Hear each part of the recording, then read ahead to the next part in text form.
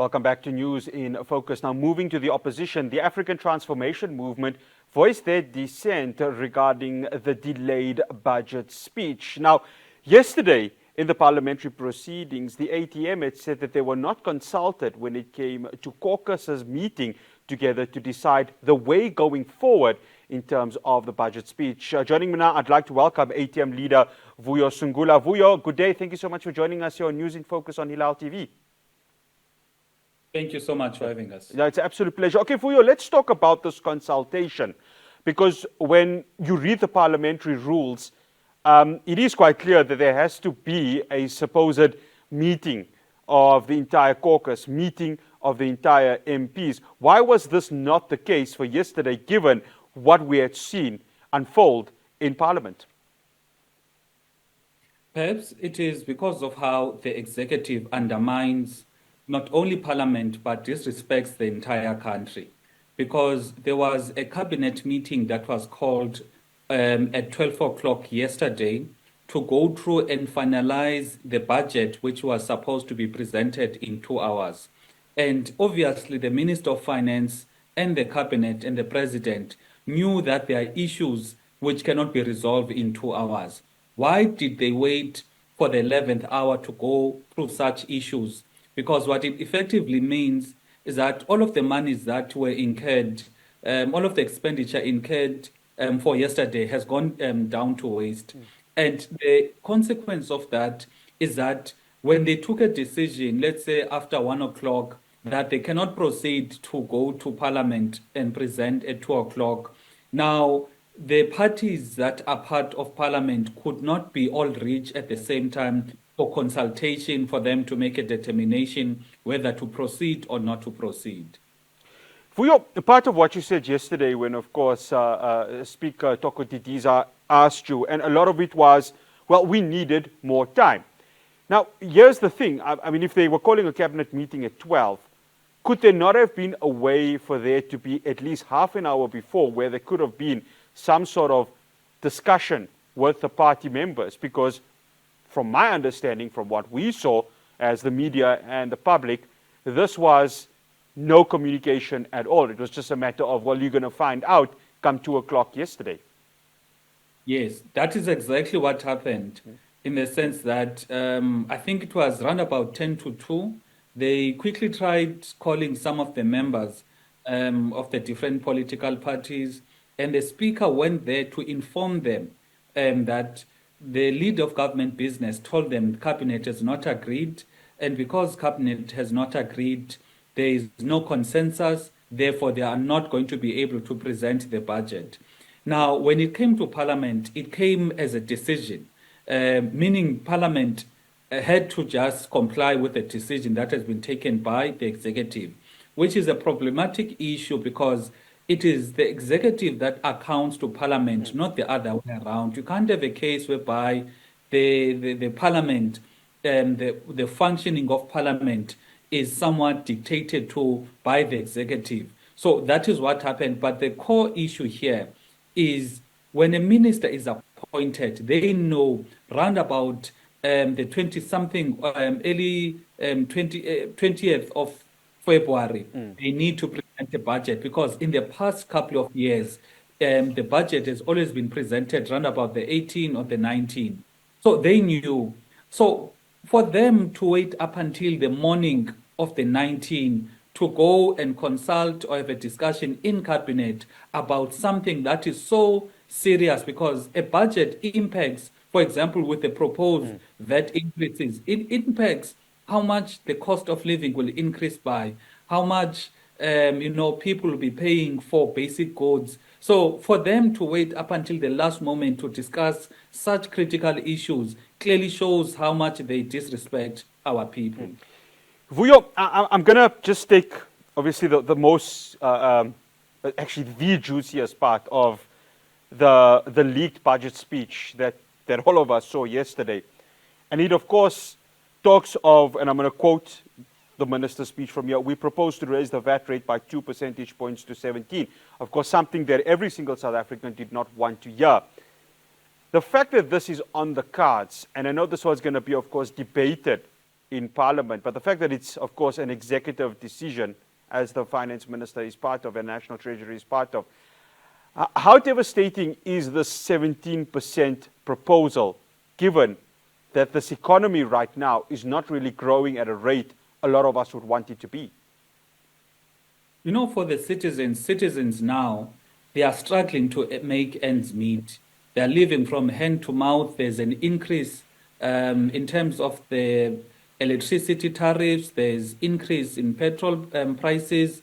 Now, a VAT increase generally now affects almost everything, whether it is Wi-Fi, it is some food items, it is some services. So there's going to be that widespread increase, which will plunge this country into chaos in the sense that South Africans who are barely struggling to make ends meet are going to be more devastated. And what's even more troubling here is that the government is refusing to explore other avenues of raising income for the state. The SARS commissioner spoke about if they as SARS were to be given additional resources, they would be in a position to go after and make an increase in terms of the revenue by almost 800 billion per annum due to some of the taxes that are not paid by the people, tax returns that are not submitted, and some companies that are not paying taxes. So what we generally have here is a state or a government that would rather impoverish already poor people instead of getting taxes from companies who are evading paying taxes. So that is what we have, a cruel government that is anti-poor. Vuyo, the centre not holding, this is what your fellow Progressive Caucus leader, Julius Malema, mentioned yesterday. And it's going to be split into two parts, and I'm going to ask you that question in a bit with regards to the House itself. If the centre is not holding in a crucial manner like this, what does it talk about, not just leadership within the country, but decision-making, which the ordinary South African right now has to bear the brunt with? It's something that we've always stated. This GNU, it is very problematic, the manner in which it is formed, because you've got policy and ideologically opposed parties that come together for political expediency, form a government, not because they want to move the country forward, because you can't move the country forward whereas you don't agree on fundamental issues. So with the two big parties there, the ANC and the DA, that is the nature of how they relate.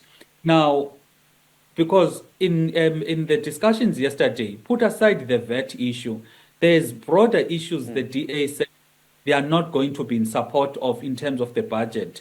Now, it speaks to priorities because the ANC in its policies will have a set of priorities, and then the DA will have another set of diametrically opposed policies. Now, you can't move forward in such an environment, and that is what we are seeing here. But coming to also to the DA, we know the DA, even during the times of the SONA debate week, the people from the DA were already saying that they are not going to support the budget. So the DA was very clear that they are going to play politics here because they've not been able to explain to their constituents and their voters how they are part of government, but NHI, Bela Expropriation Act happened. So for DA, this was more of a power act to the ANC to say, we have power to frustrate you. And so that is what this is all about. So they are using VAT as an excuse because reports are there to say the finance minister only brought about the VAT issue yesterday.